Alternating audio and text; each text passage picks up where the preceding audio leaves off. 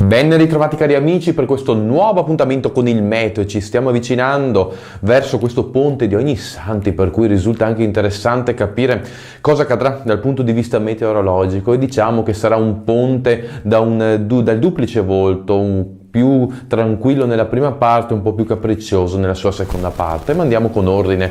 Vorrei farvi vedere una mappa in quota circa 5.500 metri. Questa mappa è altamente significativa, incentrata anzitutto tra sabato, notte e domenica. Ci fa vedere la curvatura delle correnti in quota con le linee nere da sud-ovest. Normalmente quando c'è questa curvatura, soprattutto sui settori centro-settentrionali, il tempo è destinato a peggiorare. Appunto, per capire un po' cosa accadrà nei prossimi giorni, possiamo dire che dopo un venerdì di tempo tutto sommato tranquillo, le cose inizieranno a cambiare, a partire anzitutto da sabato.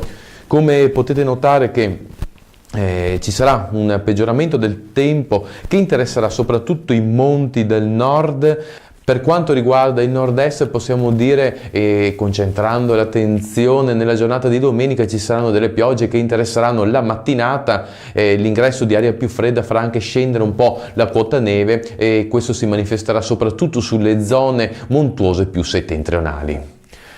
Tornando appunto a capire questa evoluzione del tempo, possiamo dire che dal punto di vista termico ci sarà un lieve calo delle temperature che si manifesterà soprattutto durante la notte tra venerdì e sabato, ma ancor più lunedì, quando potrebbe arrivare un nuovo peggioramento del tempo con in serbo dell'aria un po' più fredda, anche se non sarà un calo decisivo, perché sembra che a partire da mercoledì prossimo possa tornare nuovamente l'alta pressione. Con ora ho detto tutto, auguro a voi tutti un sereno weekend di Ognissanti, e se avete tempo e voglia ci vediamo nel prossimo appuntamento.